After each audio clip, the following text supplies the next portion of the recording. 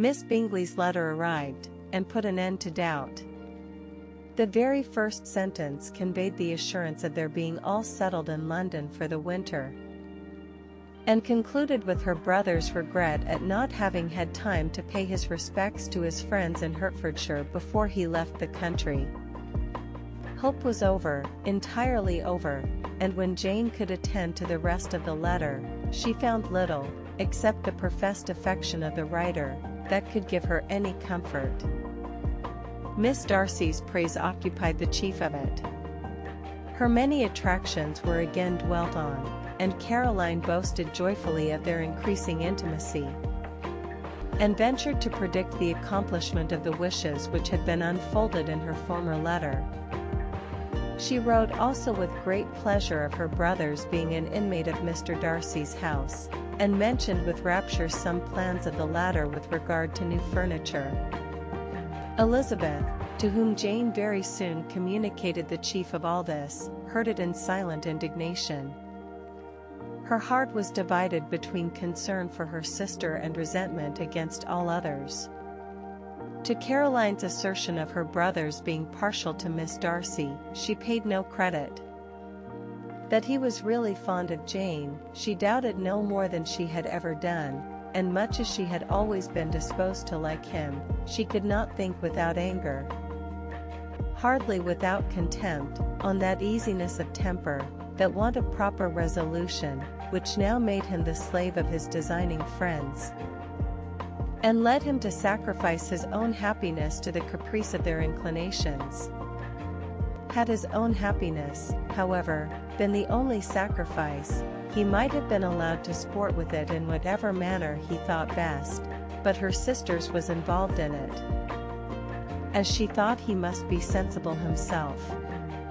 It was a subject, in short, on which reflection would be long indulged, and must be unavailing. She could think of nothing else, and yet, whether Bingley's regard had really died away, or were suppressed by his friend's interference, whether he had been aware of Jane's attachment, or whether it had escaped his observation, whichever were the case, though her opinion of him must be materially affected by the difference, her sister's situation remained the same, her peace equally wounded. A day or two passed before Jane had courage to speak of her feelings to Elizabeth, but at last, on Mrs. Bennet's leaving them together, after a longer irritation than usual about Netherfield and its master, she could not help saying, "Oh, that my dear mother had more command over herself. She can have no idea of the pain she gives me by her continual reflections on him. But I will not repine. It cannot last long. He will be forgot, and we shall all be as we were before."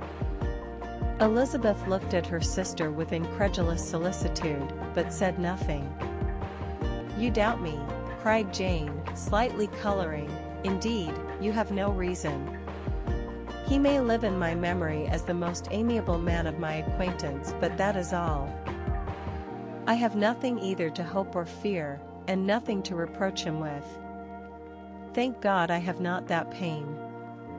A little time, therefore I shall certainly try to get the better." With a stronger voice she soon added, "I have this comfort immediately, that it has not been more than an error of fancy on my side, and that it has done no harm to anyone but myself."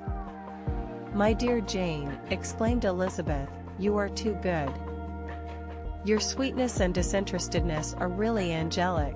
I do not know what to say to you. I feel as if I had never done you justice, or loved you as you deserve." Miss Bennet eagerly disclaimed all extraordinary merit, and threw back the praise on her sister's warm affection. "Nay," said Elizabeth, "this is not fair. You wish to think all the world respectable, and are hurt if I speak ill of anybody. I only want to think you perfect, and you set yourself against it. Do not be afraid of my running into any excess, of my encroaching on your privilege of universal goodwill. You need not. There are few people whom I really love, and still fewer of whom I think well. The more I see of the world, the more am I dissatisfied with it, and every day confirms my belief of the inconsistency of all human characters, and of the little dependence that can be placed on the appearance of either merit or sense. I have met with two instances lately, one I will not mention, the other is Charlotte's marriage.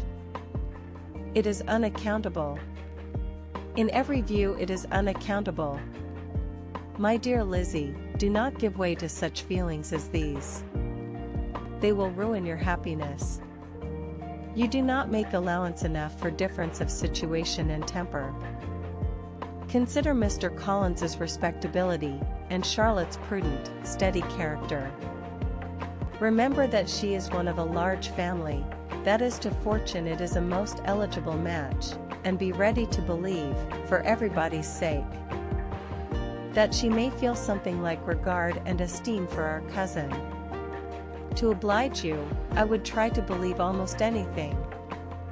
But no one else could be benefited by such a belief as this, for were I persuaded that Charlotte had any regard for him, I should only think worse of her understanding than I now do of her heart. My dear Jane, Mr. Collins is a conceited, pompous, narrow-minded, silly man, you know he is, as well as I do, and you must feel, as well as I do, that the woman who marries him cannot have a proper way of thinking. You shall not defend her, though it is Charlotte Lucas. You shall not, for the sake of one individual, change the meaning of principle and integrity, nor endeavor to persuade yourself or me, that selfishness is prudence, and insensibility of danger security for happiness. I must think your language too strong in speaking of both, replied Jane, and I hope you will be convinced of it by seeing them happy together. But enough of this. You alluded to something else. You mentioned two instances. I cannot misunderstand you, but I entreat you, dear Lizzie, not to pain me by thinking that person to blame, and saying your opinion of him is sunk. We must not be so ready to fancy ourselves intentionally injured. We must not expect a lively young man to be always so guarded and circumspect. It is very often nothing but our own vanity that deceives us. Women fancy admiration means more than it does, and men take care that they should. If it is designedly done, they cannot be justified.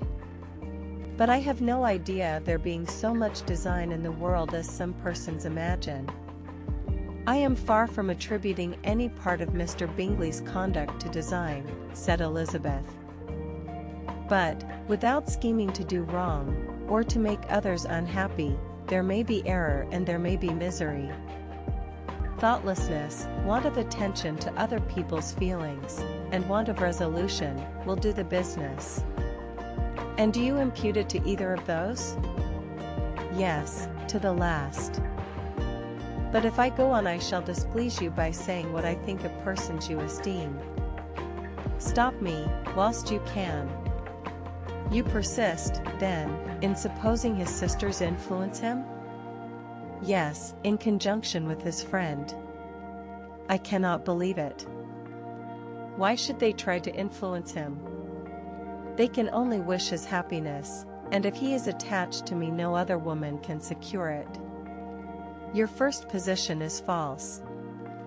They may wish many things besides his happiness. They may wish his increase of wealth and consequence. They may wish him to marry a girl who has all the importance of money, great connections, and pride. Beyond a doubt they do wish him to choose Miss Darcy, replied Jane, but this may be from better feelings than you are supposing. They have known her much longer than they have known me, no wonder if they love her better. But, whatever may be their own wishes, it is very unlikely they should have opposed their brothers. What sister would think herself at liberty to do it, unless there were something very objectionable? If they believed him attached to me they would not try to part us. If he were so, they could not succeed. By supposing such an affection, you make everybody acting unnaturally and wrong. and me most unhappy. Do not distress me by the idea.